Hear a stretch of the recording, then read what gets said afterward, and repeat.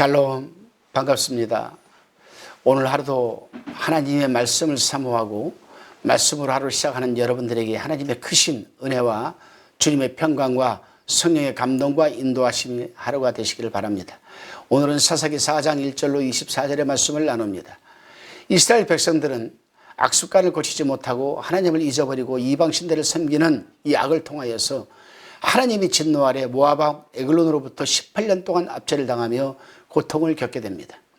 그러자 고통 중에 있던 이스라엘 자손들은 하나님을 간절히 찾았고 하나님께서는 그들이 부르짖음을 외면하지 않으시고 에훗을 사사로 세워 그들을 구원해 주십니다. 오늘 본문은 사사 에훗이 죽은 뒤에 일어난 일들을 다루고 있습니다. 본문 1절입니다. 에훗이 죽은 후에 이스라엘 자손이 또 여호와의 목전에 악을 행하매. 이스라엘 백성들은 어째서 사사들이 있을 때에는 신앙생활을 잘하다가 사사가 없으면 그만 옛모습으로 돌아가고 말까요? 참으로 안타깝고 또한 이상한 일이기도 합니다. 그러나 이상한 것이 아니라 버릴 것은 버리고 고칠 것은 고치지 못하여 그것이 올무가 되어 버렸기 때문입니다. 우리 또한 예수 믿기 이전에 악습관이나 신앙생활의 올무가 될 것들은 분명하게 버리고 고치지 않으면 우리 또한 그런 올무에 걸려들 것입니다. 그럼에도 불구하고 하나님께서는 사사 에훗을 통해 이스라엘 백성들을 이 이방의 억압으로부터 구원 자유케 주셨습니다. 이후 이스라엘은 80년 동안 전쟁 없는 평안한 나날들을 보내게 됩니다. 하지만 에훗이 죽자 이스라엘 자손은 또다시 하나님께서 보시는 앞에서 악한 일을 저지르고야 맙니다. 죄는 순환하는 속성이 있습니다. 완전히 근절하지 않는 한 되풀이하여 짓게 되는 것이 바로 죄입니다. 그러기에 죄의 근원이 되는 요소들을 사전에 차단하는 것이 바로 지혜로운 그리스도인인 것입니다. 이 사실을 알고 있던 시편 1편의 기자는 이렇게 고백하고 있습니다. 시편 1편 1절로 2절입니다. 복 있는 사람은 악인의 꾀를 쫓지 아니하며 죄인의 길에 서지 아니하며 오만한 자의 자리에 앉지 아니하고 오직 여호와의 율법을 즐거워하여 그 율법을 주야로 묵상하는 자로다. 그렇습니다. 예수님 안에서 역설의 복을 믿는 지혜로운 그리스도인은 악인들의 꾀, 곧 악인들의 충고를, 동요를 받아들이지 않습니다. 이 땅에서의 부유함과 배부름이 삶의 목적이라는 그들이 감언 이설에 절대 귀를 기울이지 않습니다. 역설의 화를 자초하는 이름을 알기 때문입니다. 또한 지혜로운 그리스도인은 세속적인 가치관이나 생활 양식이 자신의 삶에 혼합되지 않도록 아예 죄의 길에 서지도 않습니다. 부지불식간에 동화될 것을 알고 있기 때문입니다. 마지막으로 지혜로운 그리스도인은 오만한 자들이 자리, 곧 세상 권력을 쥐고 있거나 웃거나 사람들에게 칭찬을 받고 거들먹거리는 위치를 결코 탐하지 않습니다.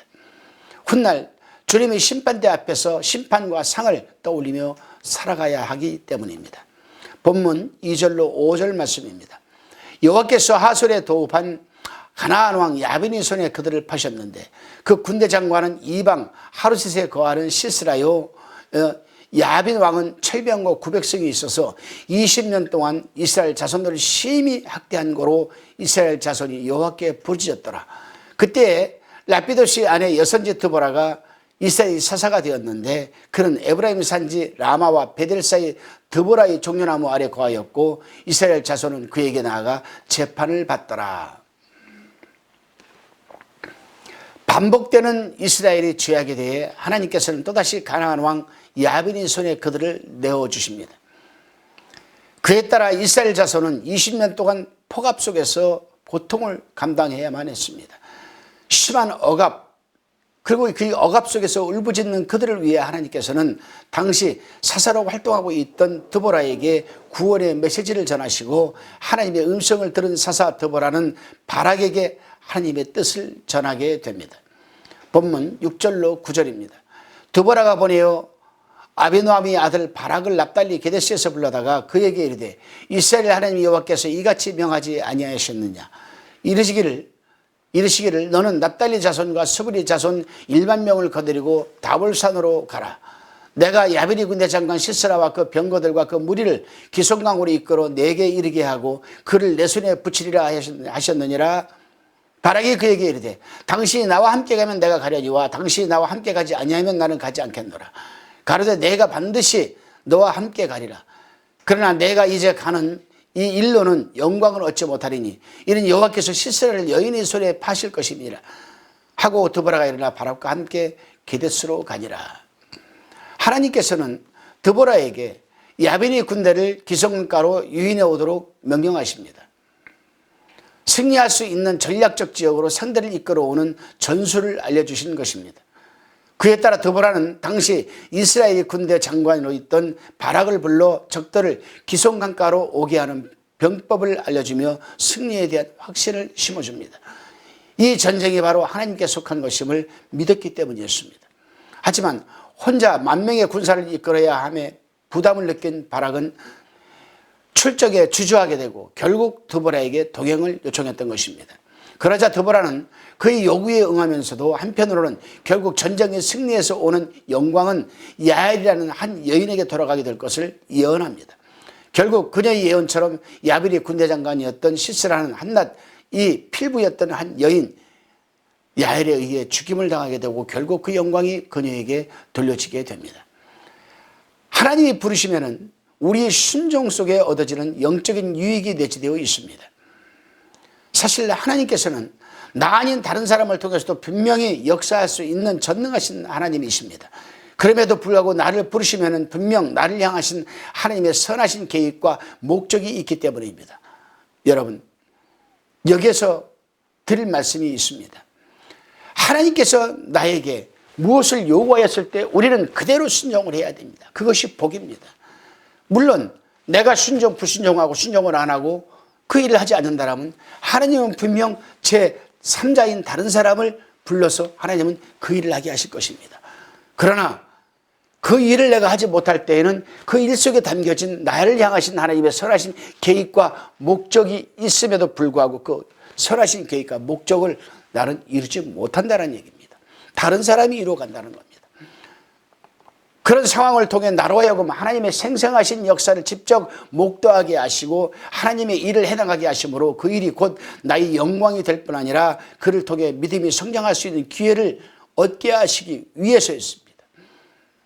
그러니 우리는 하나님이 나에게 무엇을 요구하였을 때 우리는 즉시 절대 순종을 하고 그 일을 이루어 나갈 때에 우리의 믿음도 성장되지만은 하나님께서 잘했다라는 칭찬적인 영광이 주어질 것입니다.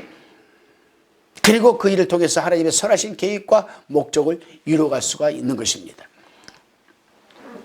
하지만 그럼에도 오늘날 많은 그리스도인들이 하나님의 부르심, 곧 봉사의 자리를 너무나도 쉽게 거절합니다. 나 아닌 누군가 그 일을 한 사람이 있겠지.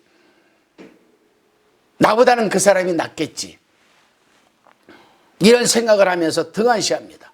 봉사의 자리는 하나님의 역사를 또렷하게 체험할 수 있는 기적의 현장이요, 우리 믿음을 진보시켜 나가는 영적인 여러분 자산이라 할 수가 있습니다.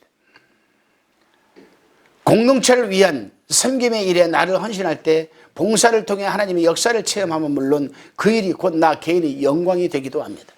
더 나아가 그를 통해 하나님을 향한 내 믿음이 성장되는 영적 발판이 바로 봉사의 자리입니다. 오늘 바락은 하나님의 부르심을 스스로 차버렸습니다. 그에 따라 본인이 누릴 수 있었던 개인의 영광과 복된 영적 체험을 다른 이에게 건네주는 안타까운 상황을 경험하게 됩니다. 지금 나를 향한 하나님의 부르심에 귀와 마음을 열고 순종하는 것, 바로 내 세계 누릴 수 있는 최고의 영광이요, 내 믿음이 성장되게 하는 영적 도약대가 된다는 사실입니다. 하나님이 친히 싸워주심 속에 결국 이스라엘은 기송강가 전투에서 대성을 거두게 됩니다.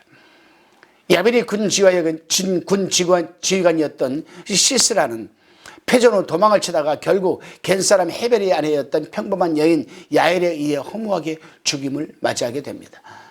드보라의 예언이 성취되었습니다.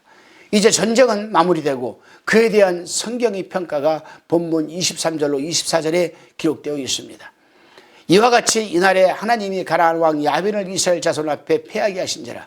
이스라엘 자손이 손이 가나안 왕 야빈을 점점 더 이기어서 마침내 가나안 왕 야빈을 진멸하였더라.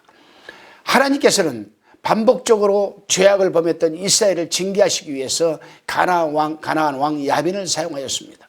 하지만 그 일은 당신의 백성 이스라엘 진멸하기 위한 것이 아니었습니다. 고난이라는 용광로를 통해 그들을 영적으로 재련해 나가기 위한 선하신 하나님 계획의 일환이었습니다. 반대로 잠시 사용하였던 악한 야빈왕은 하나님의 섭리 가운데 결국 멸망당하게 됩니다. 하나님이 우리를 향한 징계는 새롭게 빚어나가는 하나님의 사랑의 손길입니다. 우리를 향한 사랑이 있으시기에 행하시는 하나님의 사랑의 표현법인 것입니다. 징계의 고통 속에서도 하나님을 찾고 하나님을 붙들어야 하는 이유입니다. 한편 악인은 철저하게 굴복시키며 진멸시키는 것이 하나님의 섭리입니다. 우리가 악인의 압제와 형통 속에서도 인내하며 절망하지 않고 하나님을 소망할 수 있는 이유입니다. 그렇습니다. 오늘도 주님께서는 저희 모두에게 또 새날을 허락하셨습니다. 주의 말씀을 붙드심으로 죄의 순환성의 고리, 즉 4가지 화를 끌어내심으로 주님이 4가지 복을 경험하시는 복된 한날이 되시기를 주님의 이름으로 축원드립니다. 기도하시겠습니다. 주님, 오늘도 귀한 한날을 주시니 감사합니다. 주의 말씀을 붙듦으로 죄의 고리를 끌어내고 역설이 4가지 복을 경험하는 귀한 한날이 되게 하여 주옵소서. 주님 부르심에 순종하며 봉사하는 현장 속에서 하나님을 더욱 생생하게 체험하며 영광을 얻게 하시고 더불어 영적 선장의 은총을 경험하는 이 한날이 되게 하옵소서. 예수 그리스도 이름으로 기도드리옵나이다. 아멘.